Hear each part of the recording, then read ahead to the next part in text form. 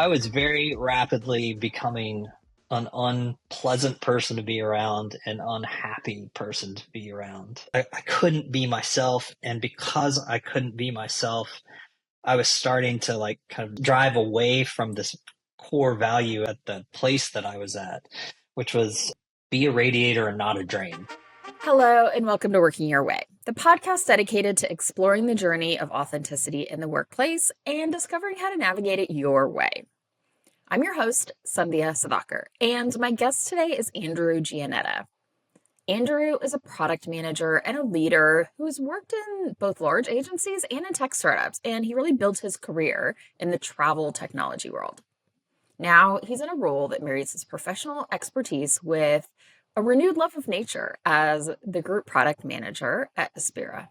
In this episode, we dive into Andrew's personal and professional journey, exploring a couple of very challenging moments in his life, including a big move back home after he and his wife started a family, and a moment where he found out just how much his happiness at work was affecting his health. And we talk about what he did about it and how it's led him to exactly where he is now. In the episode, we also talk about the importance of creating a supportive work culture, of knowing your values, and the effect of stress on our physical and mental health, and the power of connecting with nature for the healing and balance that we need. I can't wait to share this conversation with you, so let's get into it. All right, welcome, Andrew, to Working Your Way. I'm excited to have you on. Thanks for having me. I appreciate it. Yeah, so oftentimes with my guests, we jump kind of right into what was a time or a chapter in your life or career that was really challenging for you, and kind of how did that impact how you show up at work and show up as yourself at work? And so I'm curious, what's this chapter that stands out to you as something that kind of tested you or changed you? Well, the first thing that immediately comes to mind is moving back to Cincinnati from Austin. So I guess the context is that we moved to Austin in 2006 and loved it. It was just this amazing experience for us. It really changed our lives very positively. And I had had this career shift from advertising agency work into tech. And I landed this just fantastic job I had been at for 2 years. I'd really grown my career. Safe for me to say it was home away. Like Yeah. they, yeah, Sorry. there, it was just, it was great. I mean, I loved that place. And so I was there for 2 years. And then in 2012, we had our first kid, our first and only kid, Dominic. And I very rapidly realized that I wasn't going to be able to win the argument to stay in Austin. All of my wife's family lives in Cincinnati, and my parents still lived in Cincinnati at that point. And so we basically made the decision to move back to Cincinnati. And it all looked like, on paper, it all looked like this very ideal situation. You know, all of Christy's family is there. So, Dominic's going to be able to grow up around family. We'd be able to sell our house for a fairly nice profit here and buy more house in Cincinnati. I was going back to the place that I was at in 2006 when I left. And so they hired me back. I was going to be able to be with my parents. So, like, all of this looked really fantastic. It's the dream, right? You have a kid, you move back closer to family, bigger house, right? Yep, exactly. And everything went really well too.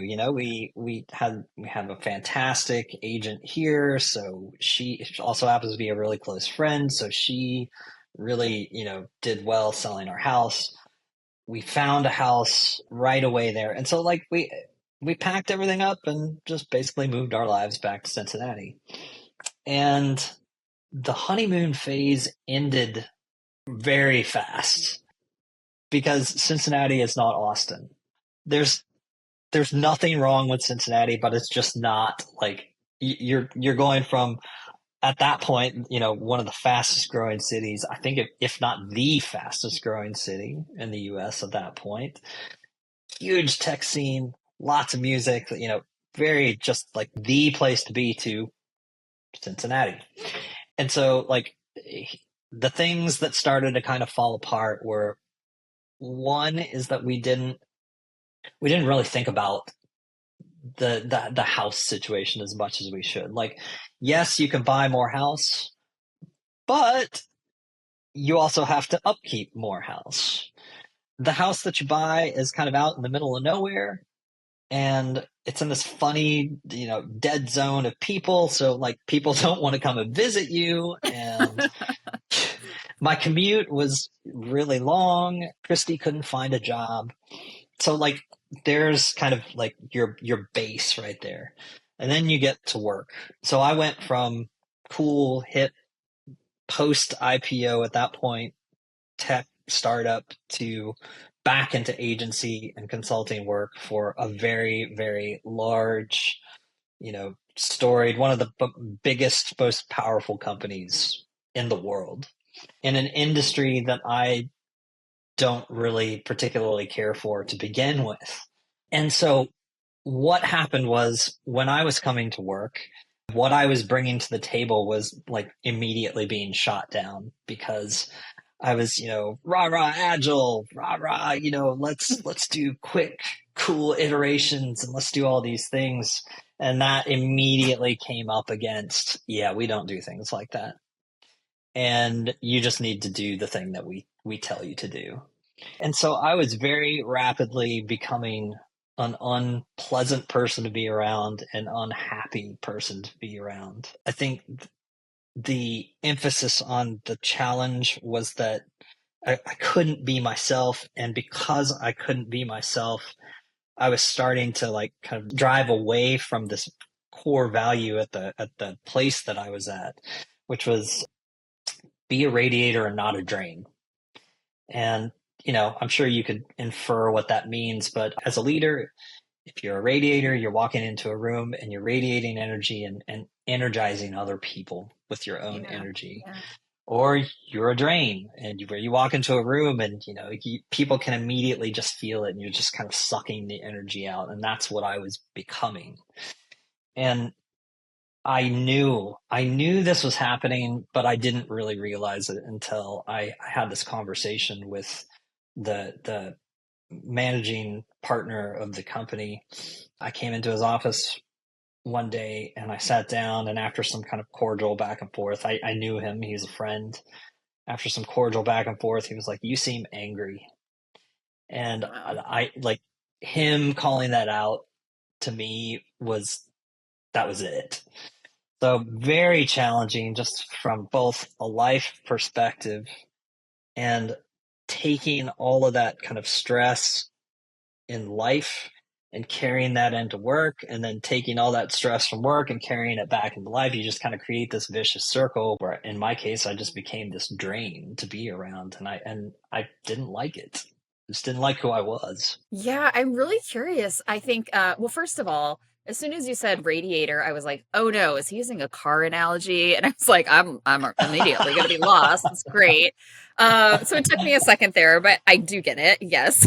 You want to be someone who generates more energy, right? And not sucks it out of the room. But I mean, we can talk about companies that have great cultures, right? Like when you were at HomeAway in those like early years, like pre-IPO, what did you learn about yourself and how you like to work? Because it sounds like you kind of found this really great sweet spot of like where you could grow and thrive, and then for all great practical reasons you left that job to move closer to family, Yeah. right? And do the thing that you're supposed to do. I thought a lot about this. So I guess the good news is that we moved back a year later, and I actually managed to get my job back, and my wife managed to get her job back. So, and all turned Amazing. out really, yeah, I mean, like, it turned out very, very good. We learned a heavy lesson. Everything turned out well, but I really did start to kind of reflect on what it was that made HomeAway a special place to me. And I don't use that word lightly. Like, it was a very special place for me, and I think for a lot of other people. When we talk about culture, I feel like that word is used in the same kind of vein of words as like unicorns or magic or whatever. Like it's a very like this abstract, funny thing. And I don't ever feel like I ever thought about what it means to have a good culture until I started reflecting on some of those things that I was experiencing at work. But then it became really clear when I read this book called The Culture Code by this guy named Daniel Coyle. And so I guess he digs into exploring what makes teams and organizations successful, specific actions and strategies that leaders and members of these groups employ to foster these strong cultures. He tries to quantify that kind of abstract idea.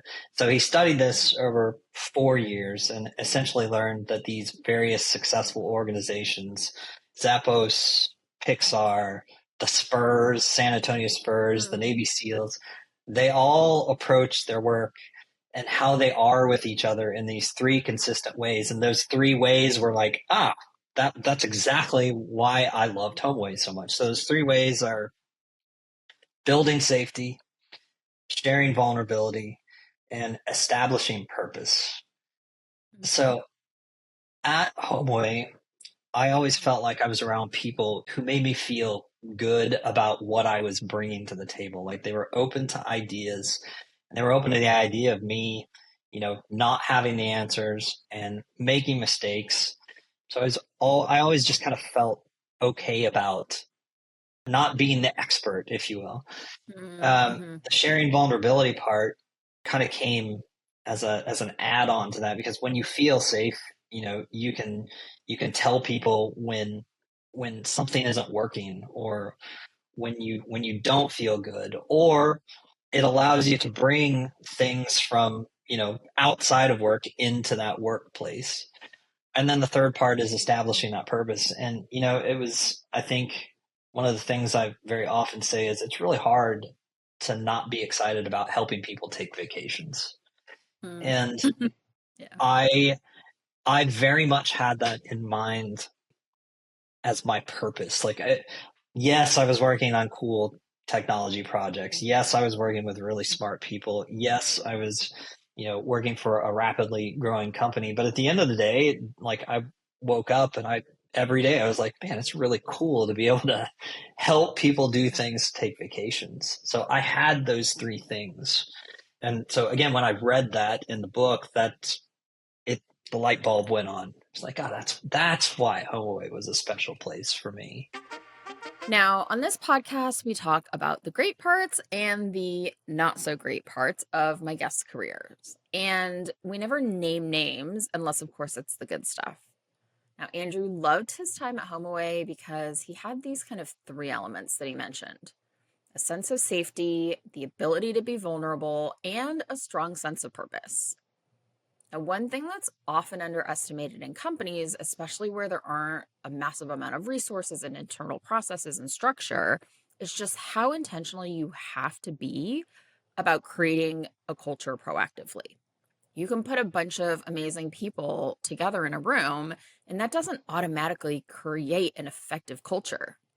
Culture isn't just about the vibes. And while the individuals that make up the collective are very important, it's really about how those individuals come together in order to get things done.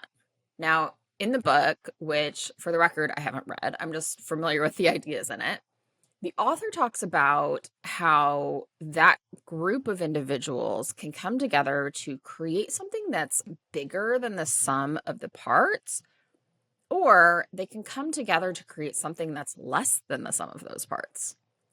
You think about the last time you were on a dysfunctional team. Were you all getting more accomplished together than you were apart? My good friend Kara Kirby loves to tell this joke that work would be easier without people. And of course, she doesn't believe that, but it's a good way to quickly identify if a culture is dysfunctional. Are you all together having less impact than you would adding up all of your individual capability? Now, on the flip side of that, in a good culture, individuals come together in ways that make each other more effective and create a greater impact than you each could create alone. And within this, there's a huge range of okay cultures and amazing ones. And It's really all about how things get done. So typically there's some combination of all these elements of trusting relationships, a sense of safety, a strong purpose, values that align to what you care about, but that you can actually see in action day to day. Care for the well-being of the employees, effective communication, clear decision making. And there's so much to unpack in each one of these areas, which we're not going to be doing on this episode. But I will come back to the topic and wrap up and share a little bit more about how teams can come together to create an impact that's bigger than the sum of its parts. Okay, so let's rejoin the conversation where we talk through what didn't work for Andrew in agency culture and how he sees it now. Well, and you had come from a big agency environment right into this place where it's like, nobody knows what we're doing. Like, let's just all figure it out together, right? And then going back into a very structured kind of just structured, but like almost rigid way of doing things, right? In an agency environment. Rigid is a great way to put it. Yeah, and don't get me wrong. Everybody all of the people that I worked with at at the agency, they're excellent people.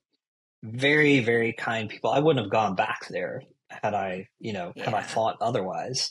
So those people are really great. But in the agency world, there's always this kind of, at least this is my observation. There's always this kind of low level, the word that's coming to mind is threat to your continued existence. That sounds very like hyperbolic. Survival instincts kick in, right? Yeah, exactly. So, people like to politic in agencies. You constantly have to please clients. So you can have the greatest idea in the entire world. And if a client doesn't like it, they're just not going to go with it. And that feels bad. There's the kind of pragmatic and practical thing about billable hours. Like, I'm sitting here writing an email that isn't billable.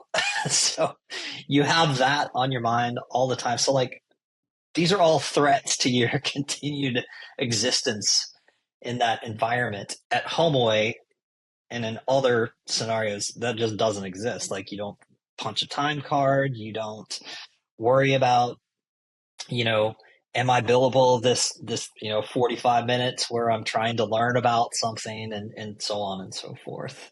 You're there for a central purpose, which is to build a business around, products versus I'm just kicking out work for clients who want something.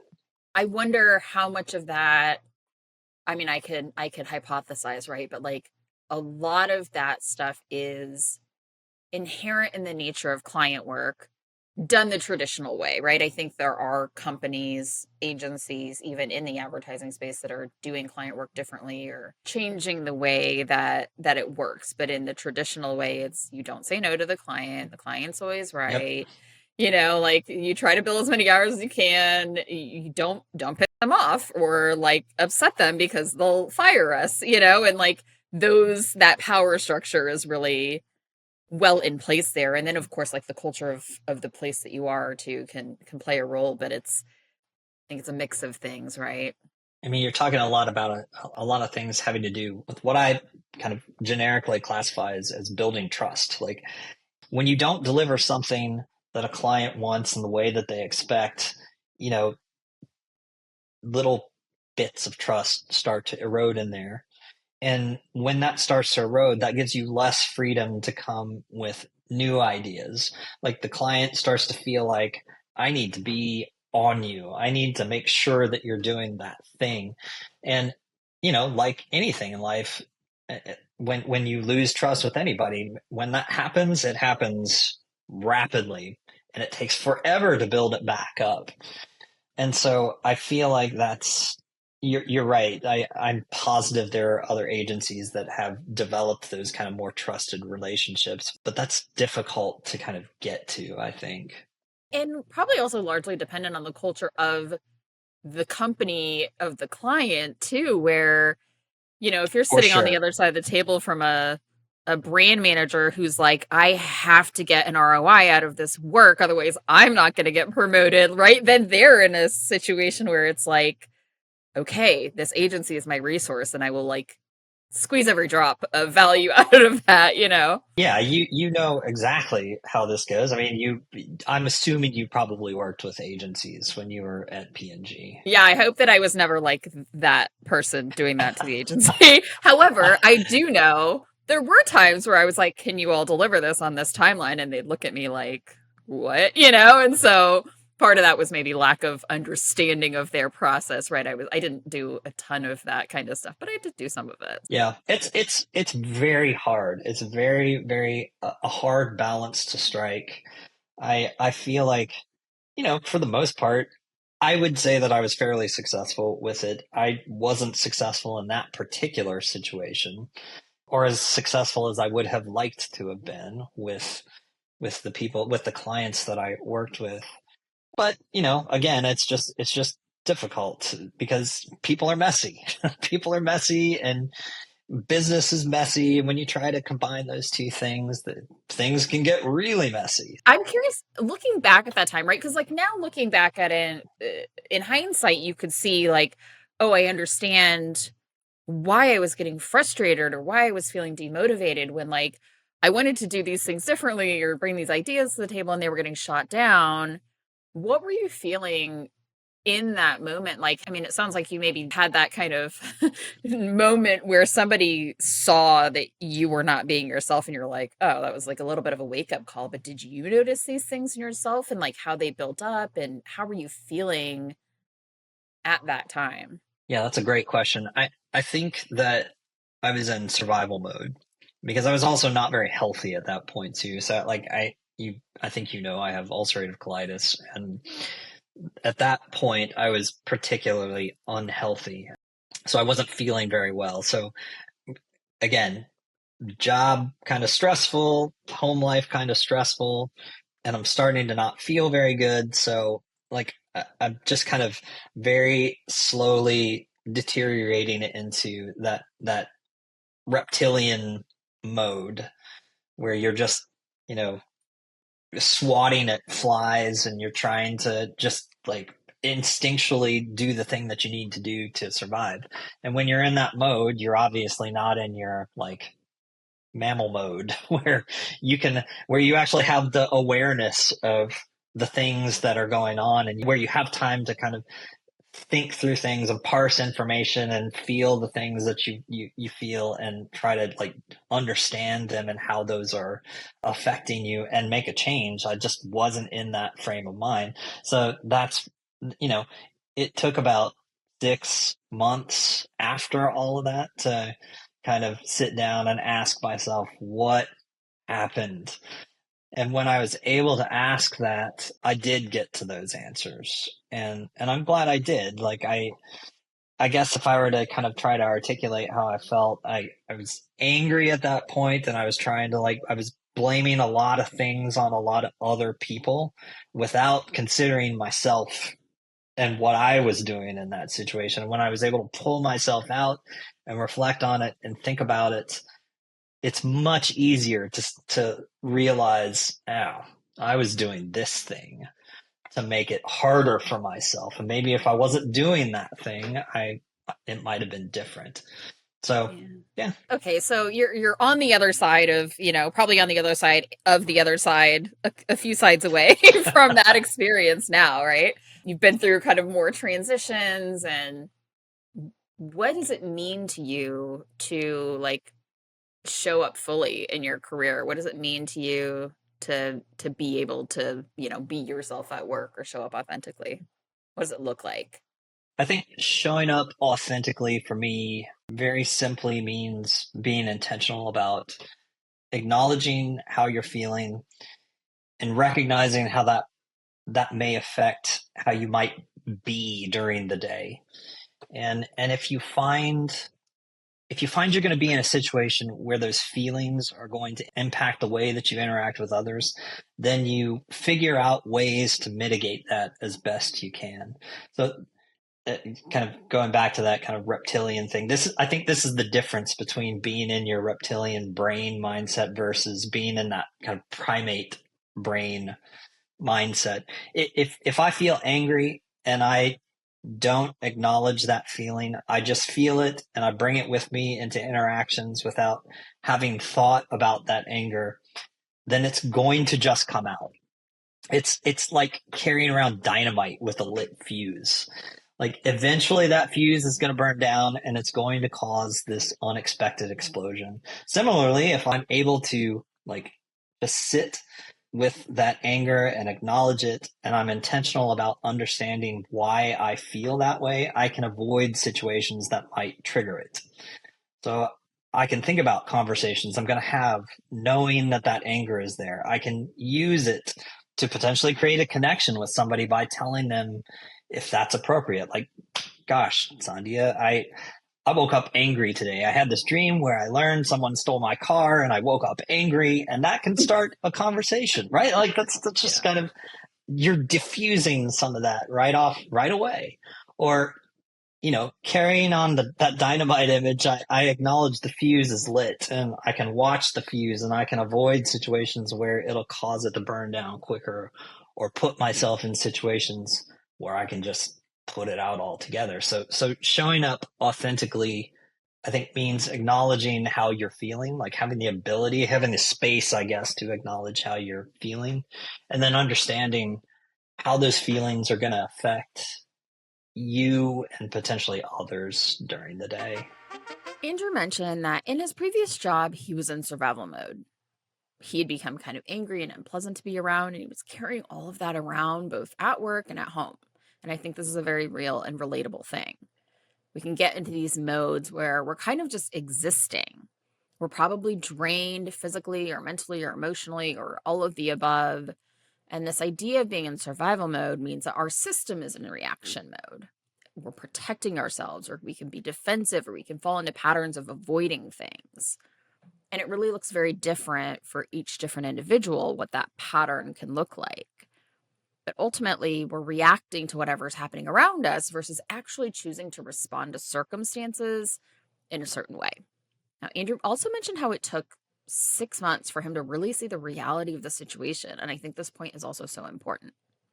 When we're in survival mode, and again, we're not talking about life or death survival, but a kind of autopilot or pattern state that we can fall into because we're in reactive mode versus receptive mode. We aren't always able to see or perceive situations objectively or see these situations for what they really are. We might make up stories about what's going on, having a lot of assumptions or ideas in our head about what something really means when someone says something versus actually understanding the real truth of the situation. Typically, when we are open and receptive and kind of in a good state, in a thriving state, we can reflect on situations or conversations or circumstances and respond in a way that lines up with who we are authentically. But we're in that reactive state, we're actually not able to really be our authentic selves. For Andrew, this was a longer term buildup of working in an organization that wasn't a place he felt like he could be himself, but it's important to note that we all have reactive moments, even when we're not in a long-term bad situation. One thing I'd encourage you to do is think about what triggers you to be reactive. Understand what your triggers are and maybe even share them with people, whether that's people you're in relationships or on teams with. These could be things like, when I'm being micromanaged or when someone doesn't take my concerns seriously. For me, a big one is when someone is not hearing me or I feel I'm being misunderstood, especially if I express an emotion or need and it gets invalidated. And it's something that's still not easy for me to do, to express these things. And so when it backfires, it feels especially bad.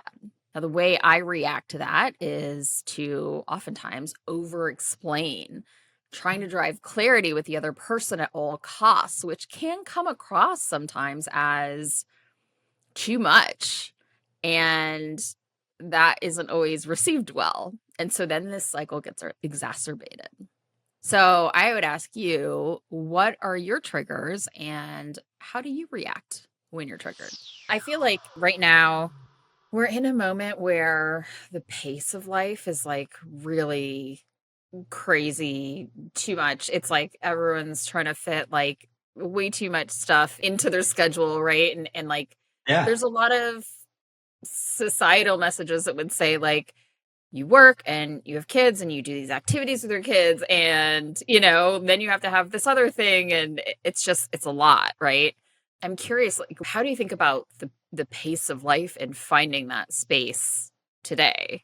So I think anyone with young kids would probably agree that like it's really hard to do family well, to do work well, to do partnership well, all of that. I think there are kind of two parts to this. One is that acknowledging all the things that you just said and kind of giving yourself some grace about it.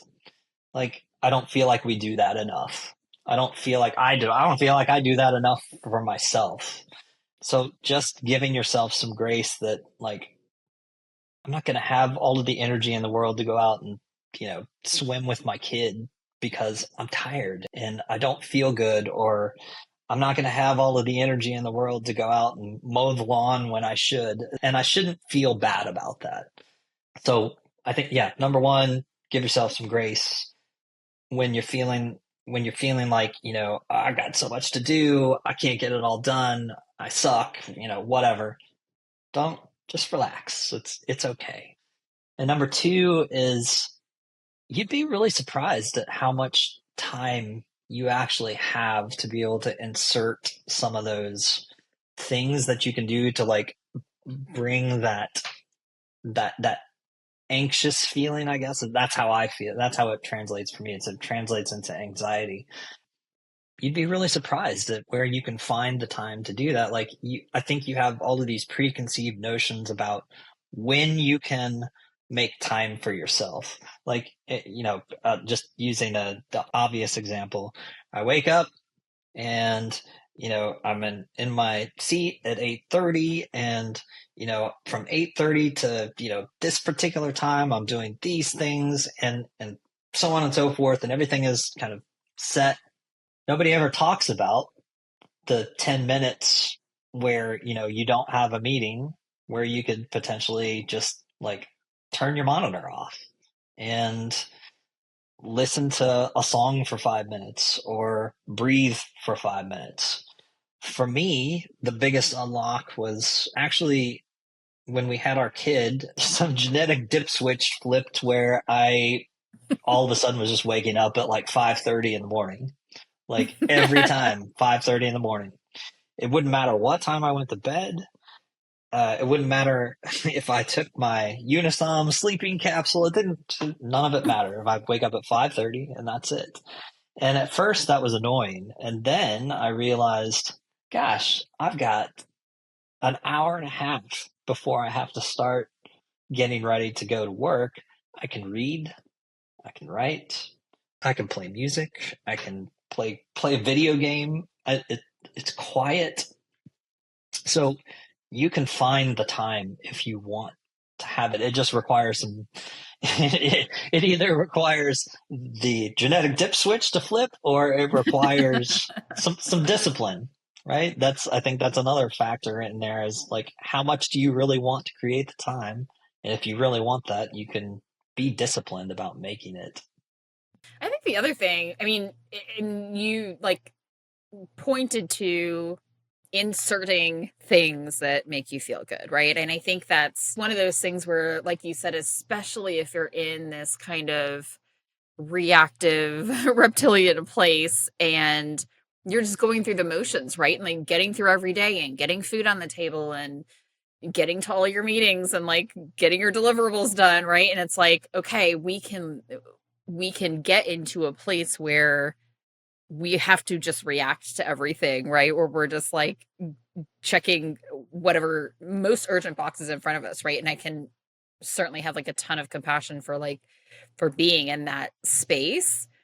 And then it's like, how do you insert things into that? It's almost like, how do you now get to be like proactive about like, I want to put this into my day, and the other things have to move around it, but like if I really need 30 minutes, just for me to read every night or morning or whatever, and I know that that's going to make me feel better, like I have to put it into the bucket. Like it has to be a proactive thing, right? And so the going through the motions versus like, okay, hold on, let me like pump the brakes here, right? And put something into my day that's going to actually help, even though I don't feel like I have time miraculously, right? It will make me feel better in all the other things that I'm trying to get done. Yeah, yeah. Kind of building a little bit on that. We're creatures of habit. We do things. We're programmed to do things, habitually, and we get in a pattern, and we do these things. And so, like a lot, the way that I think about this, and I'm sure all of my friends and all of the people I work with and that I've managed in the past are tired of hearing me say it's muscle memory. And any like any kind of muscle development and muscle memory training, you can train yourself out of that muscle memory. And you don't have to do it in obvious ways either. The thing that's coming to mind is if you want to make a change in the way that you habitually approach something, or if you're tired of the pattern that you're in, do little things that force you out of that pattern, like take a different way to work, go to the other grocery store instead. Uh, switch something in your schedule to go in the morning rather than the evening or whatever. So like all of those things start to like remold those kind of neural pathways um, around patterns, and you start to realize that you can actually make a huge difference just by doing those little things and building up to bigger and bigger changes. Yeah. I think one of the things I would love for you to share more about is like you recently took a leave of absence from work. And I think it's something that I think there are resources out there that are very underutilized because it feels like, oh my gosh, if I do this, it's going to like stunt my career or I can't do it or, and I think like my sabbatical that I took, which was basically just quitting my job and not doing anything for 7 months that wasn't fun, came at a time where it was like, I didn't feel like I had any other option. Like I felt like I was so not myself and I dreaded work and I was frankly just like phoning it in. And for me, that was a wake up call because it's like I've always been an ambitious, achieving kind of person and like actually really enjoy working and contributing in that way. And so when I didn't want to do that anymore, it was like, oh, something's going on, right? So obviously like multiple things went into this leading to me being like, I'm just going to quit my job and like enjoy my life for 7 months. But I'm curious for you to take some time away from work. What was that like? What led to that? And how did it go? In March of 2023, my dad passed away, and it was this just kind of a weird confluence of things kind of happened. So my dad had Parkinson's, and he had it for 20 years. So very, very fortunate to have been able to live with that for as long as he did. I did not enjoy it for him those last couple of years because that was fairly miserable. Yeah. But so March came along and several things happened. One is my wife's parents came into town, and so I was a little nervous about that because I hadn't seen them for a while, and all the stereotypes about in-laws and difficulty and all of that was coming to mind for me because I hadn't seen them in quite a while. It was a little hairy at work at that point. Like you could feel some tension happening, but leadership was reassuring everybody, oh, we're, things are good. We've got our rainy day fund is essentially the message, and we're good. Yeah. And so those things are going on. And then like one thing after the other happened. So, in-laws came into town and that was fine. But that week my dad fell and hit his head, and that was pretty scary. Like it seemed fine at first, and then it wasn't. And so that weekend, we decided we took him to the hospital. And then that following, it was either Tuesday or Wednesday, it was getting so bad that we basically had to put him into hospice care. And so that happened in that day. And then we made that decision. And 5 minutes later, I get on a phone call at work where leadership is like, yep, today we're doing layoffs. Oh my gosh. So it was like, you got to be kidding me. This is nuts. And that just kind of, I survived that round of layoffs, but work all of a sudden became very, very difficult because like it was between 2,000 and 2,500 people got let go. And so there were entire teams that just didn't exist anymore. And people Yeah. that had been there for years and years just were not there anymore. And so begins this kind of snowball of events. So the next couple of months are me trying to figure out what's going on at work and me trying to figure out how to deal with my dad in hospice and wondering like when I'm going to wake up and get the phone call that he's not there anymore. So that went on from basically from March until June 13th. And then he passed away. And that started phase two, which is like, I don't really know what happened from June to, let's call it August. I mean, I could tell you I was at work. I can tell you that I, took a walk.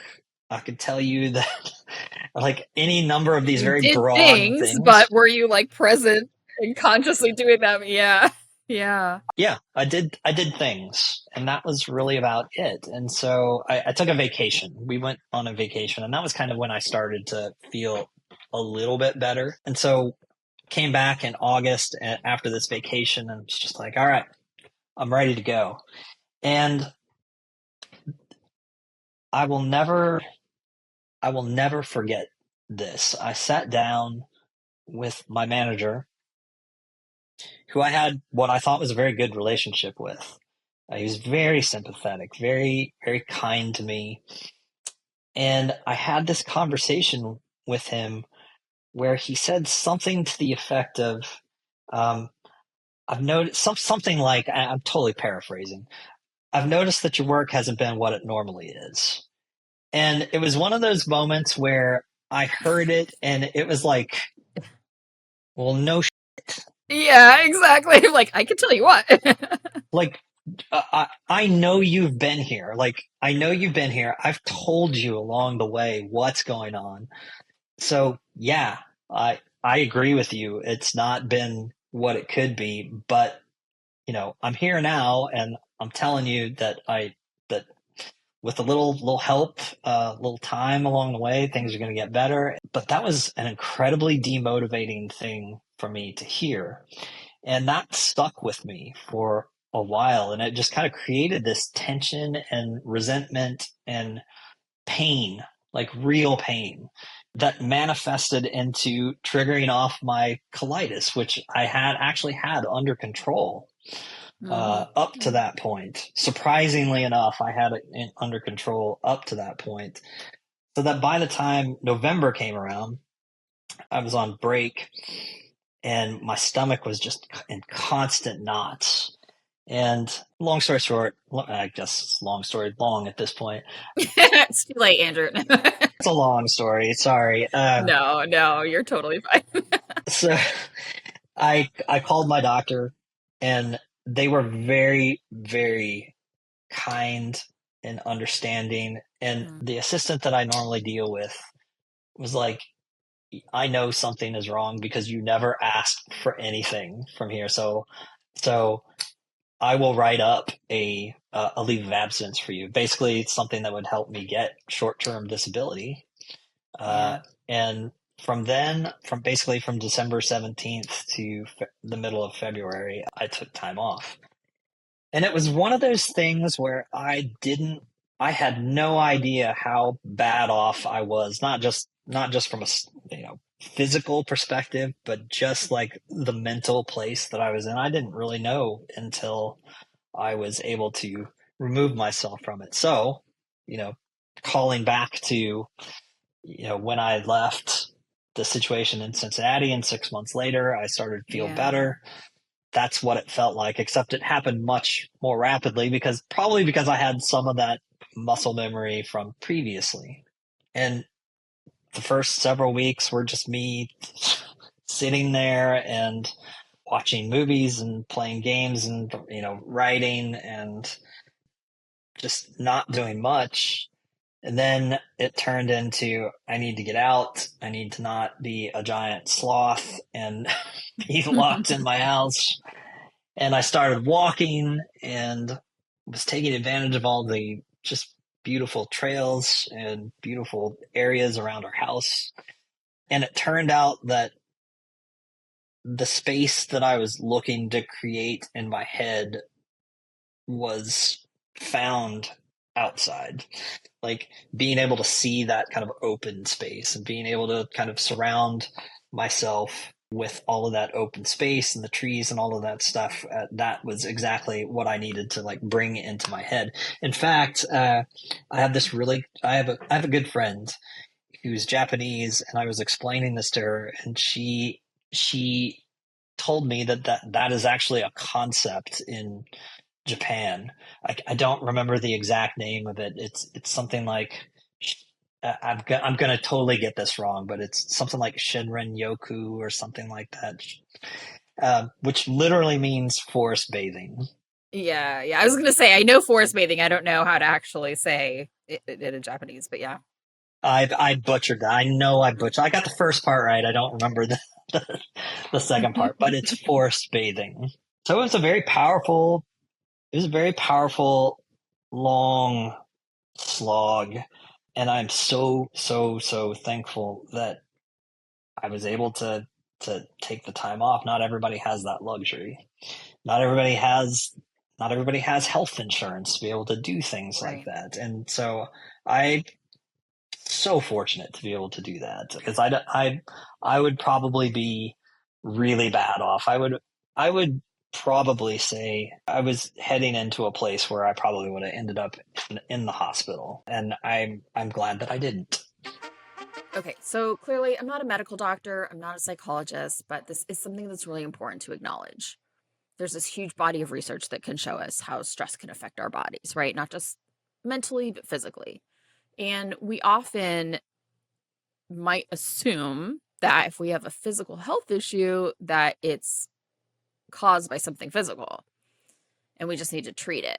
But we don't often think to look if there was a non-physical catalyst to the health issue that we're experiencing. And this is not just us as individuals, but even within our healthcare systems. Said another way, is there an emotional issue that could be manifesting itself into a physical health problem? And it's really about understanding what's the root of this problem versus just fixing the problem. It's like if I have a headache, I can take some medicine and get rid of the pain. But if my headache was caused by me staring at my phone screen all day at night for a period of time, getting rid of the pain of the headache doesn't solve the full issue. I have to stop staring at my phone. Or as an example, if someone has a digestive issue, they could take a medication or fix a problem. They could fix the symptoms. But what if that digestive issue was caused by stress or emotional turmoil? Are you actually stopping the source of the stress? So my point really is this. We live in a society today where we and the systems that we live in put us in these chronic states of elevated stress, and we don't have periods of recovery.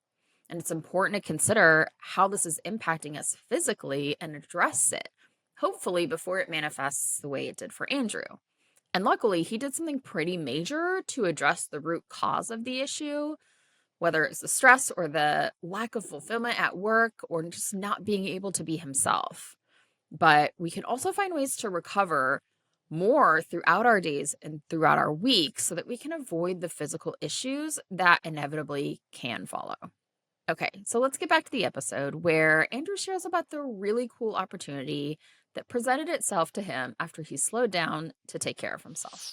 I know from my own personal experience when I pushed pause on work, like so many other things came into my world. Like, I remembered that I love to read and learn and, get really curious about all these things. And it actually was the origin story of my business, because I started just like doing things that I enjoyed. And one of those things was doing like personal development workshops, like for fun, because that's how nerdy I am about this stuff, right? But it's like when I cleared out all the other stuff, it left some room for these other things to emerge, right? And I think that's um even for you, and not necessarily in the context of like, oh, I want to do this for work.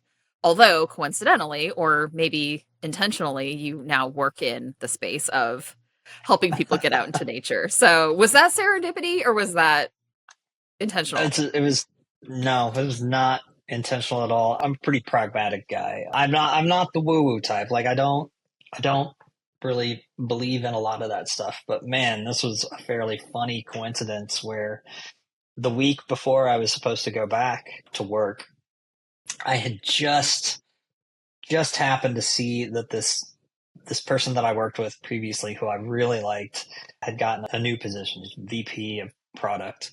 And like you normally do on LinkedIn, you're like, hey, congratulations, this is really great. You deserve it, because she did. And within about 30 minutes, she's like, hey, I want to talk to you about some product manager positions. I'm looking to build a new team, blah, blah, blah. And it didn't even occur to me, what her intentions were, which was later in the week when we got together for coffee. We sat down, and after some catching up and chit chat, she was like, well, I'm not interested in looking for other people. I'm actually interested in looking to hire you.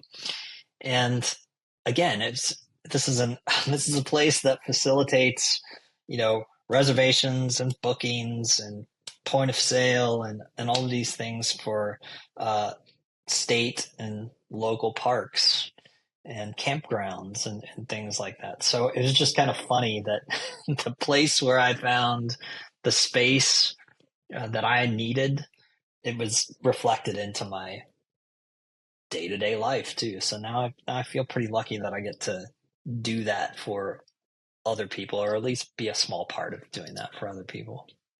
Yeah, I mean, like you said before, right? It's like it brings a sense of purpose to what you do when you're, I don't know, I again don't know enough about product manager work, like working on code or working on a critical path timeline schedule, right? Like all those tactics of the things that go into this results in something really meaningful. So I think that's a great way to feel purposeful about the work that we do. Yeah, purpose is it. Like that's it. It's very difficult for people to get past those tactics. Like, I've got to fill out my TPS report. Oh, I need to fill out my, write this spec. I need to do all of these things, and those things seem more difficult when you don't have a purpose. Actually, those things are very difficult when you don't have a purpose. And so when you look at all of that, going back to that book, I'm not even interested in basketball, and yet I would love to learn about, I think his name is Greg Popovich. I would love to learn about his approach with his team. He sounds like an amazing human being. He makes people feel like they're not just there to play basketball. Hmm. And, same with the SEALs, same with all of those people. They're there to do a job, but they're there to do a job with a purpose. And that's a big deal. You mentioned this book, right? And just like studying culture or like understanding culture at a deeper level. Was that something that you did like as a leader in one of your jobs, that you wanted to kind of understand that and figure out how to build it better? I think I was really turned on to it. It was in 2016. We had just been acquired by Expedia, and we all of a sudden had a lot more resources at our fingertips. And our leadership was very interested in this, kind of at the beginning of, DEI initiatives, and really kind of embracing that idea of kind of bringing your whole self to work. And that was when I feel like I got really turned on to this idea of defining culture, and like what makes a place like really special. And so I went through this coactive coaching training, and I feel like that turned on a lot of new kind of pathways for myself, and kind of how I think about, how to build that culture. Like, you don't build the culture of the company, you build the culture with the people who in turn make up the company. And I feel like not a lot of, like, that's a hard thing to do in larger organizations, Yeah. because you don't have as much opportunity to connect with the people in the same way that you normally would in smaller organizations. But that was kind of one of the big unlocks for me is, we build culture not in like um, a big sweeping gesture. You build it one person at a time, and those people build it with other groups of people. And eventually, you come to work one day and everybody is, talking about if they feel comfortable. Last night I had a hard time, and that's why I'm not able to do the thing today. Or yesterday I did this really amazing thing, and, everybody's super psyched about it and happy about it and supportive about it. So yeah, I feel like I Yeah. just rambled. Did I answer your question? Yeah. I'm very excited about this culture piece of things. I love to talk about connecting with people. It's very, very, very important to me. And I feel like, partially because I feel like that's the first thing that goes when times get difficult in companies. It's like everybody needs to buckle down and do the work. Well, actually, if you're just like buckled down and beating everybody over the head with the work they need to do, they're not taking the time that they need to build the connections in order to do the work. It's one of those things where I don't know if you experience the same thing, but having a manager of yours sit you down and say, like, your work product isn't great, right? And like how demotivating that was for you at the time, where it was like, I just went through the craziest, like, difficult things in my life. The company's, for lack of better terms, a shit show right now. Like, what do you expect, And but for then that person to then make it personal about you, like, how much that changed you. Like, for me, I had some leadership that was terrible. I went through two different acquisitions, and in both of those instances, I saw a lot of traits that it became the thing that I wanted to correct in companies, right? That became the thing that I want to help leaders not do that to their people. And that's why I started my business. That's at least where it started from. But it's like that idea of, like, when you see something that impacts you so much negatively, that it's like you see the value in the other side of that, right?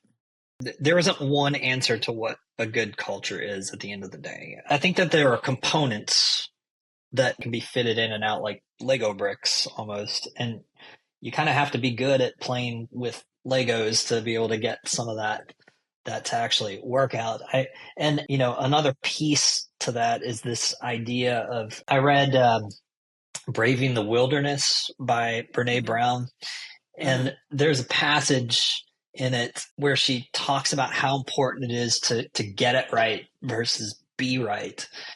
And I feel like that really stuck out with me, because that's one level deeper and less abstract than that kind of cliche "do the right thing" phrase that I Yeah. feel like is really used and abused. Like, do the right thing is somewhat disingenuous because its scope is often really singular and doesn't leave a lot of room to include other people. Or put another way, like, what one might deem right for themselves might actually not be right for a bunch of other Yeah. people. But the idea of getting it right is really powerful.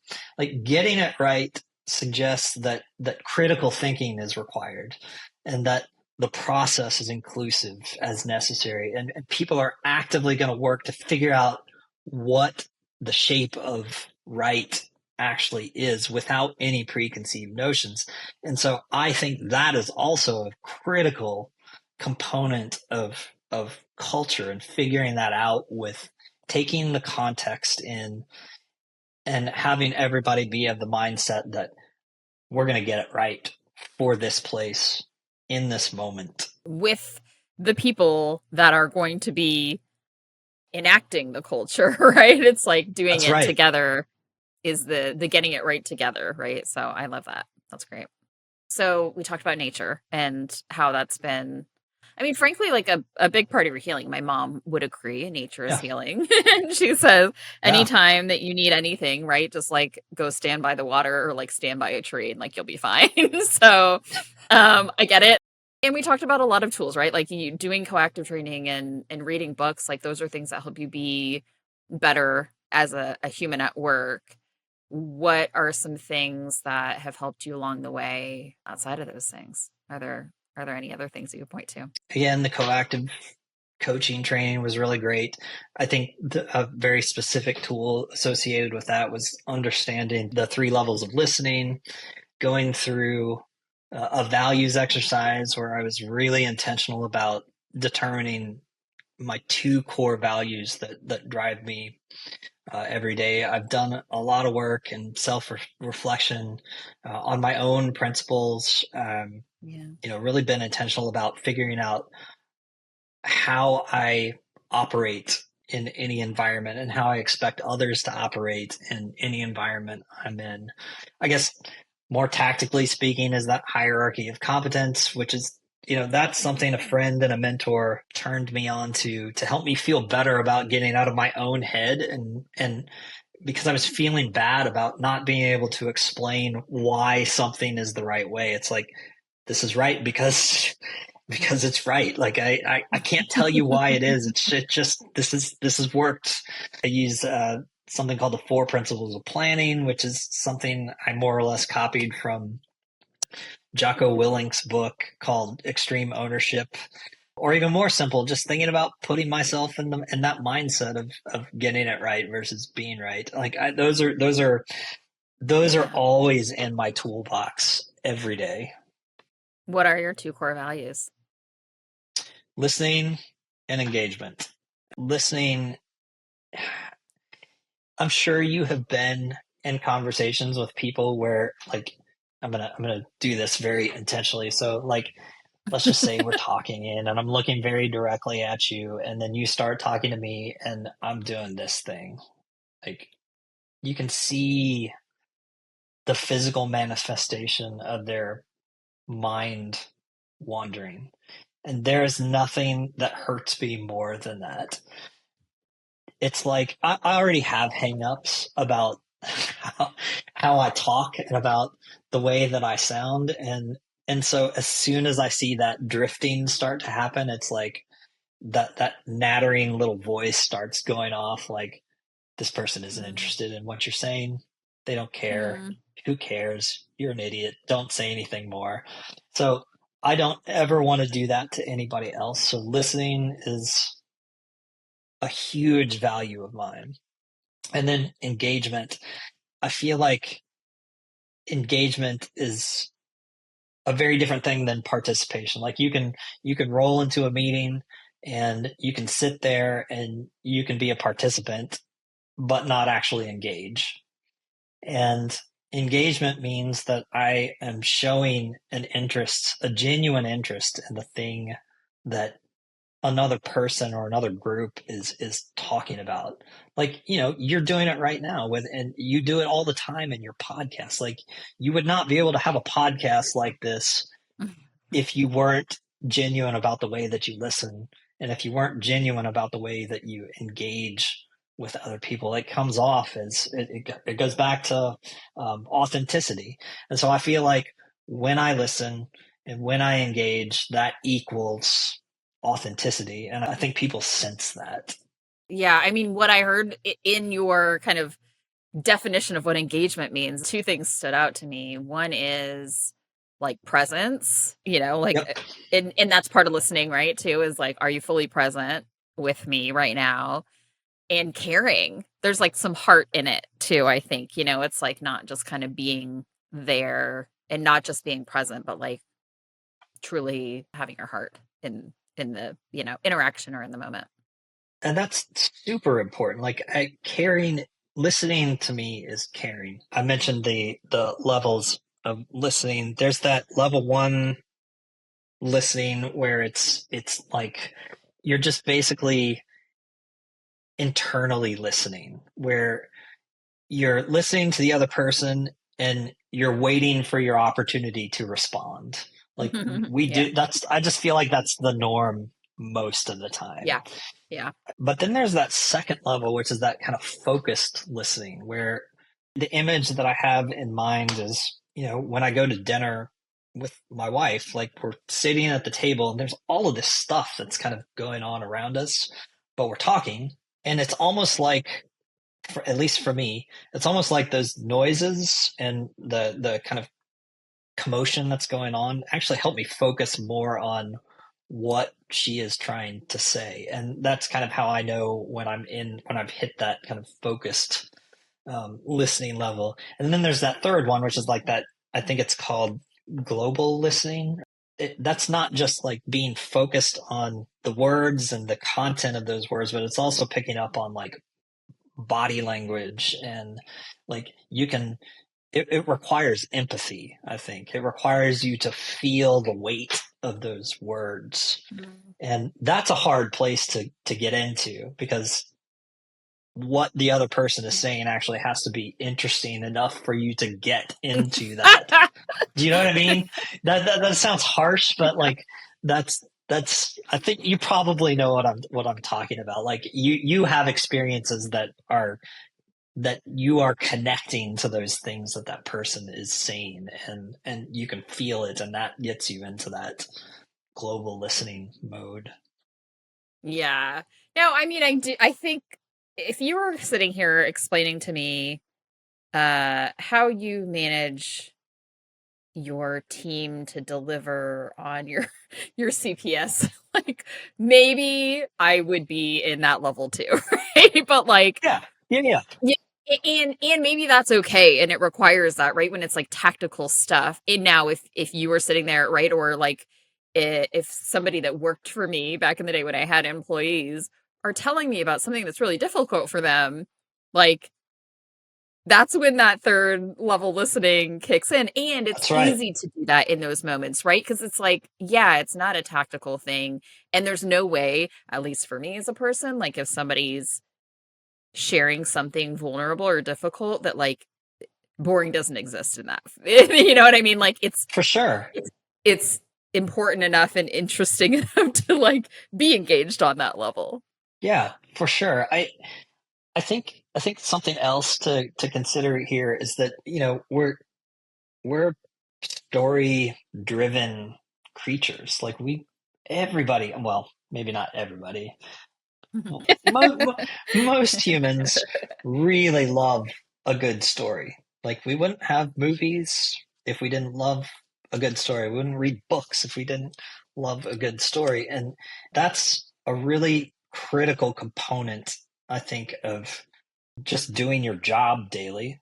Like I kind of don't look at my job as, product manager or program manager or any of the other myriad titles that I've had over time. Like at the end of the day, as a leader, I need to make sure that I'm telling a story that motivates people, that kind of draws people into that global listening. Because when people are drawn in that particular way, that kind of, number one, it creates connection. Number two, it like creates purpose, or at least creates the space for that purpose. And so I think it's really important for us to learn how to tell a good story, because that's the stuff that makes things happen. Yeah. Well, I'm gonna wrap us up here. I guess my last question for you is gonna be like, what's next for you? Like in your career development or professional development? What's on the horizon, or what are you interested in, or where do you want to go next with how you're growing as a person? I feel like I'm in midlife crisis mode right now. Yeah. And we're not talking about like, going by a Corvette midlife crisis or going to Vegas and spending tens of thousands of dollars at the, gambling. This is just like, the core of it is, what do I want to be when I grow up? Which is a question I don't know that I've ever answered. And because I haven't answered that question, I'm nervous because I'm running out of time to answer that question. So I guess the answer is I don't know. And I've joked a little bit, like with with all of the tech world is not where it was, even just 3-4 years ago.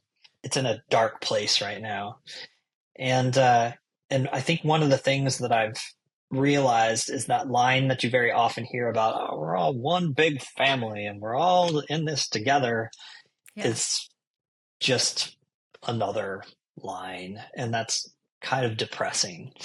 So that's got itself lodged in my head right now. And that's making me think of things like, well, I need to go off and open my self-storage business. I think we talked about this maybe a little. I kind of joke about this. My wife is probably very tired of hearing me make this stupid joke. Like, I'm half serious about pursuing a self-storage business because I think, number one, if I'm going to work as hard as I work, then it would be nice to be able to do that towards something that's mine. I think the second thing is that I, you know, I want to be able to, wake up in the morning and maybe not do anything one day. Then at 9:37, I can open up, the accounting books, and at 10 o'clock, I can go and like walk through the unit. Anyway, like, so I have all of these like funny, Yeah. Yeah. odd, half-formed, maybe not so serious, but maybe serious things. So yeah, I don't know, Sandia. I really don't know. Well, let me just say, it's probably a good note to end on because I would imagine that a lot of the people that listen to this podcast feel exactly the way that you feel right now. In terms of like, there's something else for me, whether it's career or life, and like, I just don't know what that is right now. So I think you're in a place that a lot of people can relate to. Well, that's good. I guess there's some comfort in that discontent, mass discontent, right? Knowing that Yeah, everybody is yeah. probably just as discontent as is there's some comfort in that, I guess. Great. Yeah. Well, I just want to thank you for being on and sharing about some highs and lows and all the life that happens. I think yeah, it's very real, and we aren't just like people who show up at work and like can separate everything into buckets and compartmentalize. Like, it all goes together in the end, right? So I agree. Totally agree. Well, thank you for having me on here. It was fun. I enjoyed talking to you. ditto. Now, we covered a lot in this episode, and I truly appreciate Andrew sharing so candidly about the highs and the lows of his experience in the work world, and especially that he was willing to share some of the really difficult personal and family and health moments that he's dealt with. At the end of the day, we are human, and we can never truly compartmentalize the human things we experience and separate them from our work. And it's also great just to acknowledge that you can be doing really great in your career at the moment and still not feel like you've got it all figured out. Now, in addition to the life moments that Andrew shared with us, we talked a lot about how he thinks about or has been impacted by culture and leadership and his own style. And earlier in the episode, we talked about how a good culture can make sure that a team or an organization is maximizing the impact that they can have with the individuals that make up that whole. And we talked about how individuals can come together to create something that's bigger than the sum of the parts, or they can come together to create something that's less. So, how effective are you together? And is it more significant than when you're operating individually? So, I'm going to share some questions about how teams can come together to be more effective as a whole. And these questions are going to be based on something called Project Aristotle, which is a study that was conducted by Google over 10 years ago. And it laid out the 5 key dimensions of team effectiveness. And this project is most well known for the finding that psychological safety is the number one most important thing that differentiates a highly effective team from one that is not. Really, the popularity of the term psychological safety really came from this study. But there were 4 other elements. So the first I want to talk about is impact. And this is really, do people feel like their work matters? Like they're actually contributing to the end state accomplishments and like they have an impact on the results of the company? And can they actually see that connection from the work that they do to the results of the company? The second is meaning. Does the work matter to them in some way? Do they derive a sense of fulfillment from what they're doing, or why they're doing it, or who they're doing it with? And if not, what can be adjusted to ensure that one of these elements gives them a sense of meaning? The third is structure and clarity. Are people clear on the overall goals and their responsibilities in achieving them? Are they clear on the expectations of their job and their workplace? Or are these things kind of assumed? Are these things being clearly communicated? Or are we expecting people to just know? The fourth is dependability. And I really see this as a combination of trust and accountability and ownership. Are people doing what they say they're going to do? And if not, what's getting in the way? And last but not least, and really it's the first because it's the most important foundational one, is psychological safety. Do people feel safe to take risks, bring new ideas, or challenge the status quo? And remember, if you're the leader, this isn't about your perception of that or your perception of the environment that you're creating. It's about their perception of that. And so the yes really has to come from them. And you can use these questions to see, where are you maximizing the potential of these individuals as a whole and where you might have some opportunity. And then you can determine where you can make some changes to build up your team's effectiveness.